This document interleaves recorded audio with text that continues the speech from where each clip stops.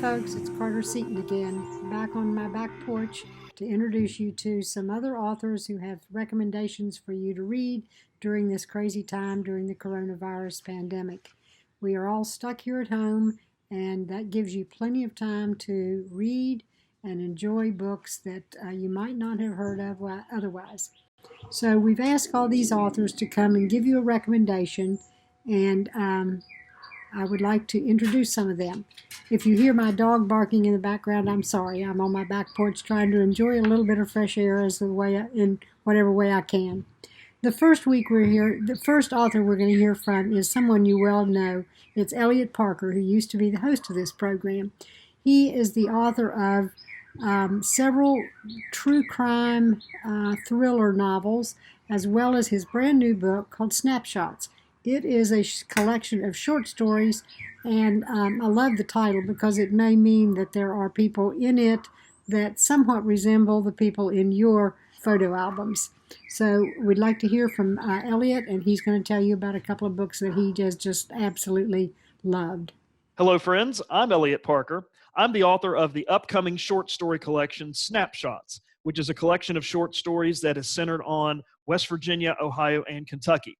I'm a native West Virginian, and thinking about literature and books and people who are writing about and from the Appalachian region is something that is very important to me, both as a reader and a writer.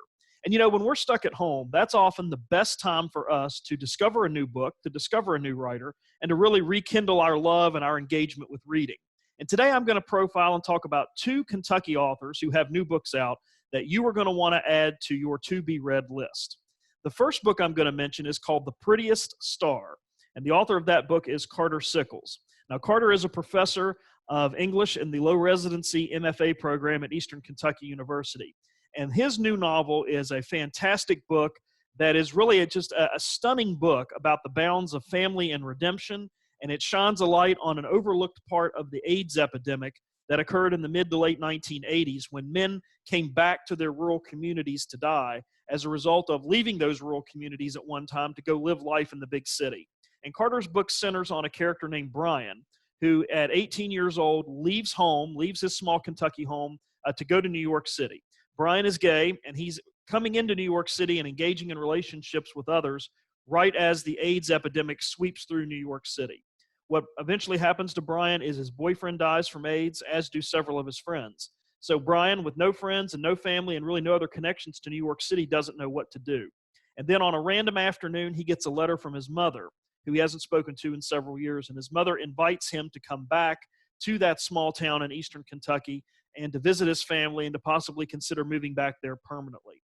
And so the story is about what happens when Brian comes back to that community that he left and swore he would never return to, and all of those old relationships get rekindled, and some of those secrets and some of those past problems that Brian had with his family and with other members of that small town and that small community, when those problems come back to the surface, what happens and how does Brian respond to those? It's a fantastic book, and it's already received so many outstanding national accolades. Entertainment Weekly named it one of its 50 most anticipated books of 2020. Oprah Magazine named it or listed it as one of 31 LGBTQ books that will change the literary landscape in 2020. And the Atlanta Journal-Constitution said it's 10 Southern books we can't wait to read in 2020. It is a fantastic story about love, about redemption, about family, and what happens when the once designated black sheep of the family leaves home and then has to come back. And when he does come back, what does that do to the fabric of a family, and what does that do to the fabric of a community? It's gorgeously written, beautifully structured. It's a wonderful book, and I think you will really, really enjoy that book.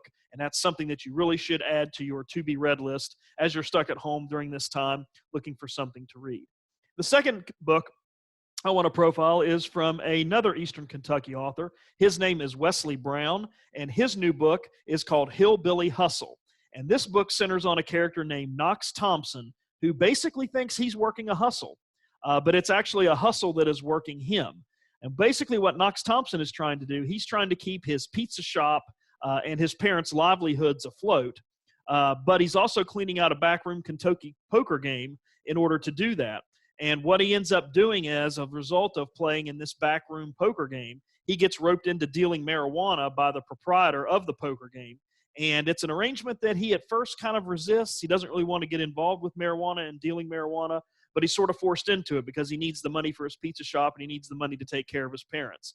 And so basically what ends up happening is Knox Thompson's pizza shop becomes the front for the marijuana operation. But this guy who he is getting the marijuana from that he's supposed to be distributing turns out to be very violent and calculating, and Knox kind of ends up under his thumb and ends up being obligated to him for a variety of different reasons. And it's not long before more than just the pizza shop is at risk, and more than just Knox's income is at risk, or that Knox's livelihood is at risk. There's so much more that Knox has to worry about as a result of getting involved with this supplier who has nefarious connections. If you're a fan of the television series or the Netflix series Ozark, you will identify with a lot of the same themes that are in this work. But what Wesley Browne has given us is a deeply flawed but interesting character in Knox Thompson, who continues to make mistake after mistake after mistake, even though he knows better, and he's got that little voice in his gut that's telling him not to do things. He goes against that gut instinct and does them anyway. And as a result, he finds himself more and more entangled with this man who runs the poker game and with this supplier who has some very, very nefarious goals and objectives with Knox and things that he plans to do to him and to his family and to the people that he loves if Knox doesn't carry out what he's been instructed to do. It's fast-paced, it's intricately plotted, and you'll enjoy all the different characters that pop up in this community, both inside and outside of the pizza shop and the poker game that is at the center stage of the book. That book is called Hillbilly Hustle by Wesley Browne. So I would encourage you to check out both of those books as you're looking to get through this time, being stuck at home and trying to find some things to read to pass the time. You can't go wrong with these two books. But I will encourage you and will tell you this, that once you get started and once you get into both Hillbilly Hustle and The Prettiest Star, you're going to have a hard time putting those two books down. So make sure if you pick up one of these books and decide to read them, you give yourself several hours of uninterrupted reading time, because I can promise you, you won't be able to put these two books down. So check out Hillbilly Hustle by Wesley Browne, and also check out The Prettiest Star by Carter Sickels. You won't regret checking those out, and you won't regret the time invested in reading those two books. I'm Eliot Parker. Thanks again, and happy reading. Our second author is Bonnie Proudfoot. She was recently on the show talking about her book, Goshen Road. But today she's talking about two books that have something. They are set in the 1920s, and they have to do with the unions and the tragedies affecting people who were coal miners and their families. One is a novel and the other is a book of poetry. Hi, this is Bonnie Proudfoot, and I'd like to do a recommendation of two books that I've been reading kind of around the same subject matter, and they really complement each other. The first book that I'd like to recommend is called 40 Patchtown. It's by Damian Dressick. He's a writer out of southwestern Pennsylvania. He's a fantastic writer, and this book takes on the life of a family during Pennsylvania coal miners' strike during 1922, when the Pinkerton Guards were throwing people out of their homes, and there were union members that were striving to organize, but bit by bit by bit, the union was worn down, and the mine was being converted gradually to all scab labor. It's a fantastic book, and the voice of the book is really strong. It's told through a 14-year-old character named Chet, and Chet has a lot of naivete at the beginning of the book, but he has to come of age in a very quick way. His dad had already died in a mining accident, and his older brother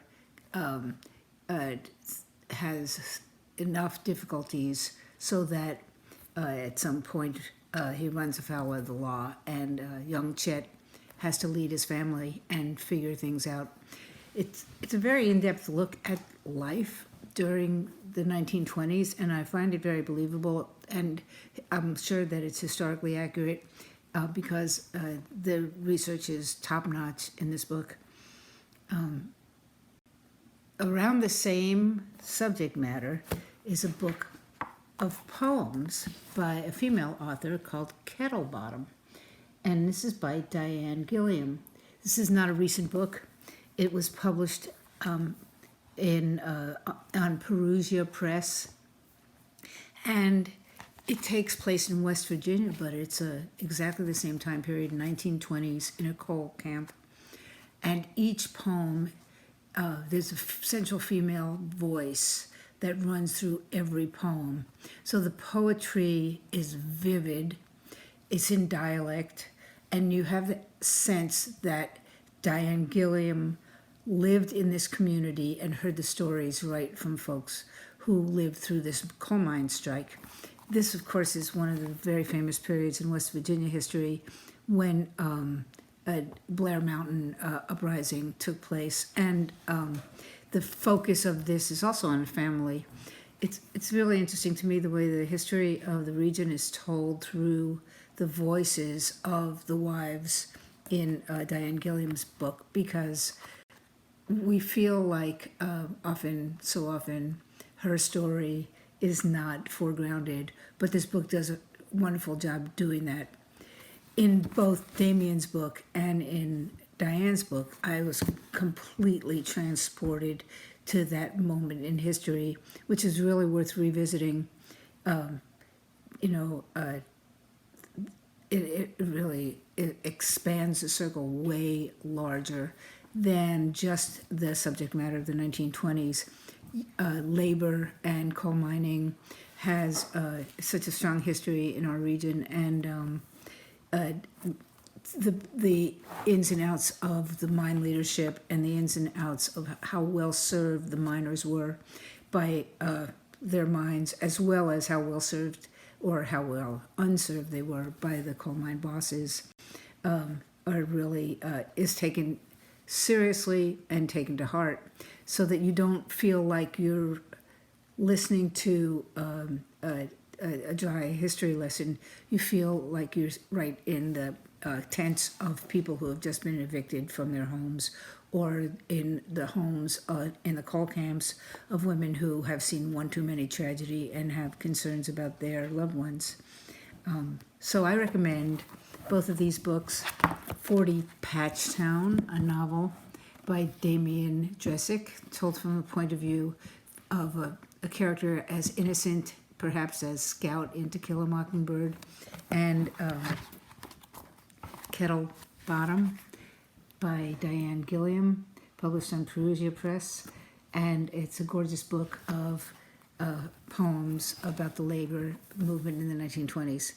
Anyway, that's what I'm reading, and you can read my book if you like. It's called Goshen Road. It was just released on Swallow Press, and let me know what you think. Thanks. And thirdly, we have S.G. Redling, who is the author of the bestseller Flower Town. And coincidentally, it does have something to do with isolation, so you might want to pick that one up as well. I think she mentions it a little bit. But she's also written a Danny Britton thriller series that you should really take to heart. But she's got other books that she'd like to recommend, and I hope you'll take a listen to them. Hey, it's S.G. Redling coming to you from the safety of my self-isolation, as badly groomed as that may be. We've all got a lot of time to read right now, and we're all looking for good recommendations. So here's a few for you from me. If all you can think about right now is quarantine, because it's kind of everywhere, and you'd like to just really dig into it, may I humbly recommend my own book, Flower Town, about a small town in Iowa that is quarantined for 7 years. It's a dark, violent, twisty conspiracy novel, very adult language, you have been warned, but if you'd like something a little funnier, I highly recommend Lulu Smith's debut novel, Killed It, an outrageously funny story about a young woman with an anger problem who lets it get away from her. She winds up becoming a vigilante, and then she gets embroiled in this crazy plot, and then she's the target. It's outrageous, it's irreverent, it's funny, it's definitely targeted for adults. Now you know. But if you'd like something really funny to take your mind off of all of this, I recommend Lulu Smith's debut novel, Killed It. Okay, I hope you're staying safe. I hope you're staying sane. I hope you're reading lots of books. And I hope I see you on the other side of this. And lastly, we have Carter Sickels. His first novel, The Evening Hours, is about to become a movie, as I understand. But he also has just finished a book that's going to come out in May called The Prettiest Star. But he has two other recommendations for books that he would like you to consider. They're both about the gay experience in Appalachia, and I think you should listen to what he has to say about them. They're really dynamic books. Hey everyone, my name is Carter Sickels, and I'm the author of the novels The Evening Hour and The Prettiest Star. And I'm here to talk to you for just a few minutes about a couple of book recommendations I have for you. So I hope you'll consider reading these books, buying these books. The first one is called The Rope Swing by Jonathan Corcoran. And this was a collection of stories published in 2016. And the stories take place in the mountains of West Virginia, where it's not always easy to be gay. It's a complicated, uneasy space, and Corcoran examines it with such lyrical and beautiful prose. The poignant title story, The Rope Swing, explores coming of age as a young gay boy in the mountains. And something I loved about it is that it's a queer love story, but it doesn't end in tragedy. It ends with this gasp of hope. And all the stories in this collection are just exquisite. So I highly recommend it. All right, the next book I would love to recommend to you is called Sugar Run by Mesha Maren. And this book was published in 2018. And Sugar Run is a novel about a queer woman who's released from prison after 18 years, and she returns to her home in the mountains of West Virginia. But since she's been gone, the beautiful mountains have been quite damaged by the opioid crisis, by fracking, and but she's still determined to make a life there.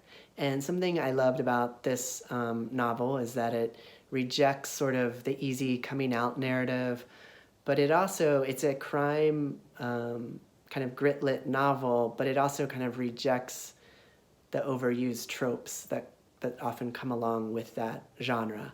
It feels like something very new and bold, and it's about creating a home and family in a place that doesn't always want you. So Sugar Run by Mesha Maren. And finally, I have to do a little self-promotion here. And so I want to recommend my own book to you called The Prettiest Star. And this will be out with Hub City Press in May 19th. But you can order it now. And this book takes place in Appalachia, but on the other side of the border in Ohio, in Southeast Ohio. And the year is 1986. And it follows Brian Jackson, who's a young gay man who's been estranged from his family for 6 years. He's been living in New York City. And he's HIV positive, and he's lost his boyfriend and friends to AIDS. And so he writes a letter asking if he can return home. And the novel looks at the AIDS crisis through the lens of small-town America. And it's a story about family, about a small town, about secrets and shame and grief, and these moments of grace and love and redemption. So please, if you are able and interested, you can now pre-order this book, and I appreciate that. So just to run through them again: The Prettiest Star by me, Carter Sickels, Sugar Run by Mesha Maren, and The Rope Swing by Jonathan Corcoran. Thank you all for your time. Do a lot of reading, stay in, and be safe. So thank you for joining us today. It's been our pleasure to bring these notable authors to you and to talk about books that they love and recommend. And I hope you'll have an opportunity to read some of those. You can certainly order through your favorite independent bookstore or through Amazon, and you won't have to go out and shop. So stay home, stay well, and happy reading. Connect with Chapters through email. Write to lp4@zoominternet.net. Chapters has a Facebook page at Armstrong Chapters. Like, subscribe, share, and comment. All Chapters episodes are available on YouTube. Visit the Armstrong Neighborhood channel on YouTube and look for a playlist of all the Chapters programs.